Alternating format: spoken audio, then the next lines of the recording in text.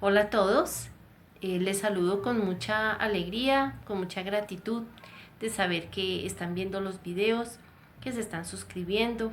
Eso es una señal de que hay más personas que quieren saber cuál es la verdad sobre lo que dicen los testigos de Jehová, y yo simplemente pues les doy un punto de vista más, que es el mío, que viví casi toda mi vida dentro de esta organización durante aproximadamente 40 años. De ella me salí hace 5 años porque noté que mucho de lo que allí se dice y se enseña no está en la Biblia y no es de Dios. El tema de hoy es el paraíso. Para los testigos de Jehová, a diferencia de otras religiones cristianas, para ellos el paraíso no está en el cielo y cuando ellos mueran no se van para el cielo. Piensan que la mayoría se van a quedar en la tierra, que Dios va a convertir la tierra en paraíso, y sus libros tienen dibujitos como este, donde se observa un paisaje bien bonito, con la gente muy feliz, donde no existen las enfermedades y las personas jamás se mueren, viven para siempre. ¿En qué se basa la organización Testigos de Jehová para creer y difundir esta doctrina? En textos sacados del contexto. El contexto quiere decir todo lo que rodea a ese texto o esa cita bíblica. No fijarnos solamente en ese pedacito, en esas palabras, sino en todo lo demás, las palabras que hay antes y hasta incluso después de ese texto o esa cita bíblica, quién la escribió y bajo qué circunstancias o marco histórico o marco cultural. Los testigos de Jehová sacan del contexto algunas de estas citas bíblicas para apoyar no solo estas, sino otras de sus creencias. En este caso, por ejemplo, ellos citan de Isaías, el profeta Isaías, en el capítulo 35, por ejemplo. En Isaías 35, 5 y 6 dice: en aquel tiempo los ojos de los ciegos serán abiertos, los oídos de los sordos destapados, el cojo trepará como lo hace el ciervo. También en Isaías se dicen cosas como edificarán casas y las ocuparán, no se afanarán para nada. Dice que el desierto y la región árida se alborozarán. ¿Cuál es el contexto de todas estas palabras de Isaías? El profeta Isaías estaba hablando de los israelitas que antes vivían en Jerusalén y alrededores, y él llamaba a Jerusalén Sión, que es el monte donde estaba esta ciudad de Jerusalén. El rey de Babilonia los había sacado de allí, los había exiliado, y esta tierra estaba sola. Entonces empezaron a llegar animales salvajes allí a habitar la tierra y casi no había nadie, todo estaba desolado como desierto. Isaías profetizaba que los israelitas regresarían a esa tierra y que vivirían en ella muy bien, que iban a edificar casas y no iban a edificar casas para otro, sino que ellos mismos tendrían sus viñas, que ya no habrían animales salvajes allí, y trataba de simbolizar y de exaltar con palabras mucho más sobresalientes esa situación, para decirle a los israelitas que tuvieran la esperanza de regresar a su tierra y de vivir muy alegres y muy contentos allí. Entonces, esta es una profecía que se cumplió en aquellos tiempos. Hago un paréntesis: los testigos de Jehová también dicen que hay cuadros proféticos o profecías que se cumplen 2 veces, o relatos que quieren decir un suceso para el futuro, pero esto tampoco tiene ninguna base, simplemente son cosas que se inventan los directivos de estas sectas, ¿sí? Otra cita bíblica que en la que se basan los testigos de Jehová para hablar de ese paraíso futuro está en el Salmos, el capítulo 37. Por ejemplo, dice en Salmos 37, 9 al 11: los malhechores mismos serán cortados, solo un poco más de tiempo y el inicuo ya no será, pero los mansos mismos poseerán la tierra. ¿Qué más dice Salmos? Por ejemplo, los Salmos, el capítulo 46 dice: Dios hace cesar las guerras. Y el Salmo 72, 7: el justo brotará y la abundancia de paz hasta que la luna ya no sea. ¿Cuál es el contexto de estas citas bíblicas? Por ejemplo, el Salmos capítulo 37, el encabezado del Salmos, o sea, ahí pegadito donde está el número 37, dice Salmo de David, el famoso rey David. Para él, ¿cuál era la tierra? Era su tierra, Israel. ¿Quiénes eran los enemigos? Los filisteos que habían invadido estas tierras. Eran malos, ellos les robaban las cosechas, les hacían daño a los israelitas, les habían quitado parte del territorio, bueno, en fin, vivían en guerra con los filisteos. Para el rey David, ¿sí?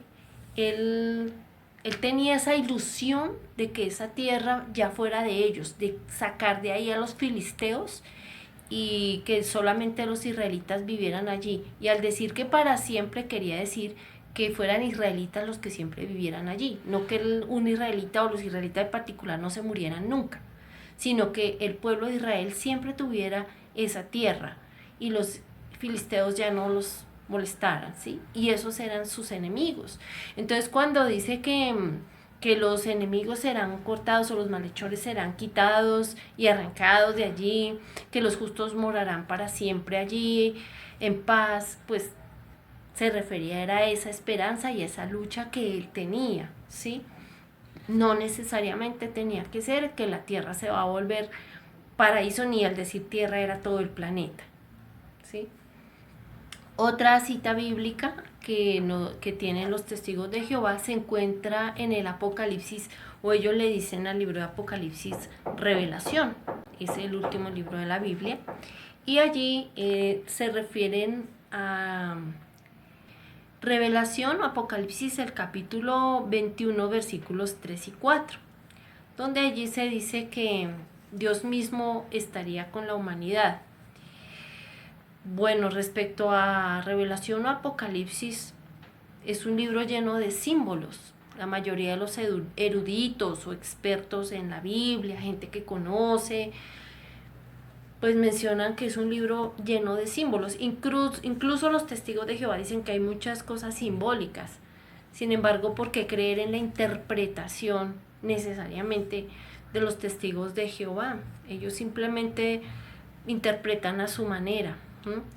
Voy a leer en Revelación el capítulo 21 en la Biblia Reina Valera. Apocalipsis, el capítulo 21 dice, por ejemplo, en ese mismo capítulo, ellos sacan el versículo 3 y 4, ¿sí? Voy a leer desde el versículo 2, dice, y yo, Juan, vi la santa ciudad, la nueva Jerusalén, descender desde el cielo de Dios, dispuesta como una esposa ataviada para su marido. Y oí una gran voz del cielo que decía, he aquí el tabernáculo de Dios con los hombres, y él morará con ellos, y ellos serán su pueblo, y Dios mismo estará con ellos como su Dios. ¿Qué se habla aquí? Por ejemplo, dice que la santa ciudad, la nueva Jerusalén, descendía desde el cielo. O sea, como una ciudad va cayendo desde el cielo y cae en la tierra, pero no es ciudad, sino que es una novia que estaba ataviada para el marido o seguramente para el novio con el que se casará.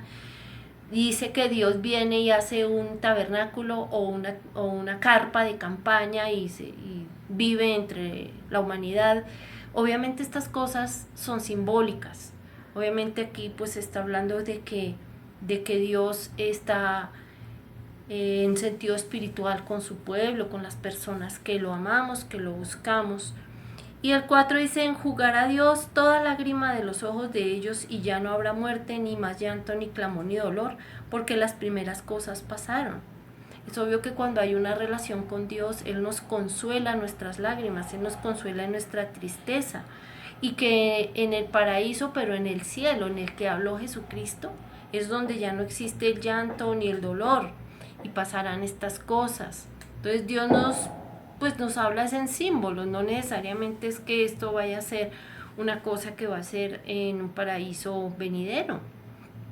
Pero entonces, ¿qué? ¿Un cristiano no tiene ninguna esperanza?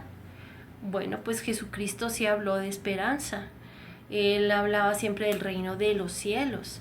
Y Él nos dijo que en el cielo había unas moradas o unas casas en símbolo de que el cristiano puede llegar a estar al lado de Dios en el cielo para aquellos que somos creyentes. En Mateo el capítulo 5 está el Sermón del Monte, están las bienaventuranzas, ¿sí?